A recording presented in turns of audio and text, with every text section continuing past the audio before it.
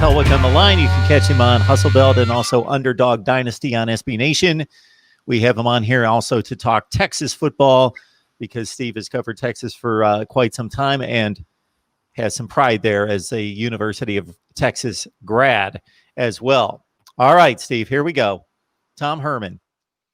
He has his critics. He has his support base, and for good reason, I believe, because Mack Brown certainly lifted Texas out of a down period in the 1990s and won 77% of his games, a national championship, another national championship game appearance, consistent contention in the Big 12 with Oklahoma, finishing in the top 10 most of the time during his stay at Texas. Charlie Strong comes in, 5 to 6 wins per year, certainly didn't come anywhere close to expectations. So Tom Herman has certainly upgraded both the recruiting and the on-field performance from what we saw with Charlie Strong. But still, I think most observers seeing Texas as a top 5 to 10 program in the nation historically and based on the talent base there in Texas and the resources, doesn't see now that Tom Herman is in his 4th season, the winning coming to the fruition of what would be expected in competing for Big 12 championships every year and college football playoff appearances. There's a lot of things you can analyze in the Tom Herman era. What's gone right? What's gone wrong? What's gone right is he wins his big games. He already had that 2018 Red River rivalry game against Oklahoma, big win there. He's 3-0 in bowl games. In the last 2 of them, he was really heavy underdog against Georgia in that 2018 Sugar Bowl. That Georgia team was tweeting while Oklahoma was getting boat raced in the playoff, that Georgia team was tweeting that they deserved to be there. Texas took it personally, and they just stuffed them at the line of scrimmage that game, and the Longhorns won 28-21 in a game that was really closer on the scoreboard than it seemed to be while the game was going on. And then Texas played Utah last year, a Utah team that was 1 win away from the playoff, very similar to Georgia.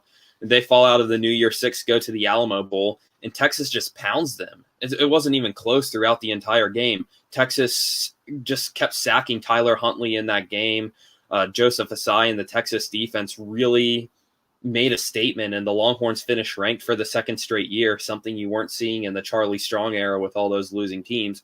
So I thought that was 2 solid seasons in a row. I know a lot of people were expecting Texas to build on that Sugar Bowl win, though, and maybe turn it into a Big 12 title, maybe turn it into another New Year Six bowl game. But it was, I can see why the 5 losses in 2019 was a little disappointing, but still, they finished strong. They build on that. Tom Herman's 3-0 in bowl games, and he's been underdogs in all of those. He is very good as an underdog. The problem is the games like when Texas is playing games against teams that are kind of close to it in stature, are the Iowa States to TCU, the games that aren't going to get your college game day. The game day crew is not going to come. It's not a team with a high ranking next to its name. Those are the games that Texas has really squandered throughout the Tom Herman era. And I mean, last year they almost lost to Kansas. That would have been a huge disaster. And I think we would change the conversation around Herman if he did lose that game. So he's battled a lot of close games. Almost every single Texas game comes down to the wire. So they play thrilling football, and there are a lot of winnable games. I can see why critics would point to the losing close games like this, because here's a stat I pulled from Zach Barnett of Football Scoop on Twitter. Last week against Iowa State, Texas just lost a game where it punted twice. It had 7 yards of play. It led for 58.5 minutes, and it had the ball in the lead. Had the ball with the lead in the late 3rd and 4th quarter 3 times, and it went into Iowa State territory 8 times in 10 possessions, and they lost that game. So I understand both perspectives of Tom Herman brought this program to a point where it wasn't in the tail end of the Mack Brown era and in the Charlie Strong era. But on the other hand, Tom Herman has lost a lot of winnable games at Texas. So you have both sides. You're going to have to weigh out which one. My personal opinion is I think Tom Herman should stay, and I'd like to see how Tom Herman does in the post-Sam Ehlinger era. How does he do when his quarterback isn't the same player he's worked with the last 4 years? The entire Herman era has been the entire Ehlinger era, and the two haven't been separated yet. But how does Texas do next year with Hudson Card at quarterback, who I assume takes the starting role? Herman's a very good recruiter. He's brought in a lot of 5-star prospects. He almost brought in the quarterback who just transferred to Ohio State and was the top quarterback prospect, I think, of 2022 or 2023. So he's got some guys, but that's another reason that people actually want Herman to leave, is he lost that recruit right there. But he gets a lot of talented guys like Bijan Robinson, guys like Caden Stearns in the secondary, and BJ Foster were all highly touted recruits. And I think Texas fans want those recruiting rankings, which are a little more arbitrary than actual game results, but those recruiting turn into game results. But for now, I'd keep him, see what happens another year, give him one more, and see if Texas can mold it into a Big 12 championship or at least be in the conversation in that race. Well, Texas seems to be the big aberration in the last 10 years of not being able to transfer the recruiting rankings into actual wins. If you look at the recruiting rankings top to bottom, especially the top 5 to 10 in the nation, they pretty much reflect the best programs in the nation, i.e., Alabama, Clemson, Ohio State, Georgia in particular. And there just hasn't been that correlation. Tom Herman's won 60% of his games. Is that good enough? Well, in my estimation, Texas is the type program right there with the ones that I just mentioned that should be competing for the conference championship every year. Now, there's going to be a down year from time to time in which they're going to fall out and go 7-5, 8-4, something in that range. But they should be competing for a conference championship with Oklahoma. So over a 10-year span, those two programs are basically going to split the conference championship, and maybe somebody else sneaks in 1 or 2 times in the span of a decade. But Texas, as a conference championship contender, by extension, is competing for the college football playoff most of the time. And obviously, that has not been the program for quite some time, since 2010, basically. And that's what I expect it to be. Now, Tom Herman, looking at what he accomplished at stops like Ohio State and then as a head coach at Houston, and just to hear the man at the podium talk about football, he seems like a capable leader. And there are other indications, recruiting being number one, that he is going to get it done at Texas and be successful. It just hasn't really happened to date.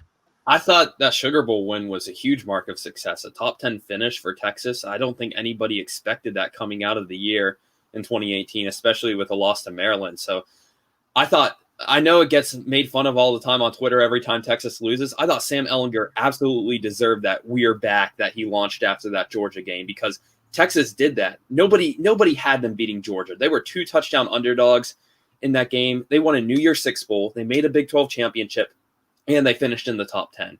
That was a "we're back" season for Texas. They need just another one of those. I mean, but that's the problem, Steve. They're not back when they don't back it up. You're not back if you do it in a splash moment and then you regress.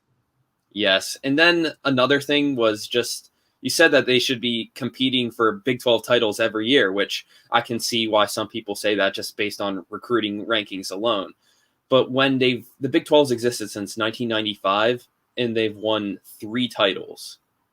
This isn't just a couple years thing or a couple coaches thing. If you win 3 titles in, what is that, 25 years, then it seems to be more of a trend than an aberration, I would say. Then they need to get the right guy that can win Big 12 championships. Yes, that could be true. And I think there's a lot of programs in the Big 12 that also want to win those championships. So it's not just Texas right now. Oklahoma's pretty much hogging that conference title every year, and I think it's just a race to try to knock off Oklahoma for a lot of teams. I mean, we saw TCU looked pretty good in the mid-2010s. We've seen some Baylors here and there. Oklahoma State in the early 2010s had some nice runs, especially in 2011 when they almost went to the national championship. But yeah, I think Texas wants to be one of those teams that maybe has one of those special seasons. Like we mentioned, 2011 Oklahoma State, 2014 TCU, where you can upend Oklahoma and be in the national championship conversation. And they're a Big 12 team that has not done that in the last 10 years. But I think that's part of the point, is that Texas is not one of those other schools. They're not TCU or Iowa State. They're Texas. So they're the state school with the national brand and the history that completely overshadows all those other schools in the Big 12. And they've got the recruiting footprint in the arguably the most talented state in the country.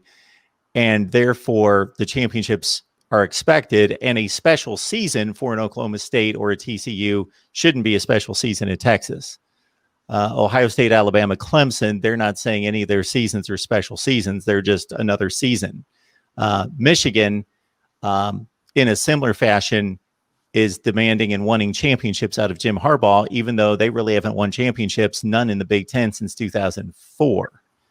So it's a good conversation, and certainly I don't expect Tom Herman to be much longer if he continues to only win 60% of his games.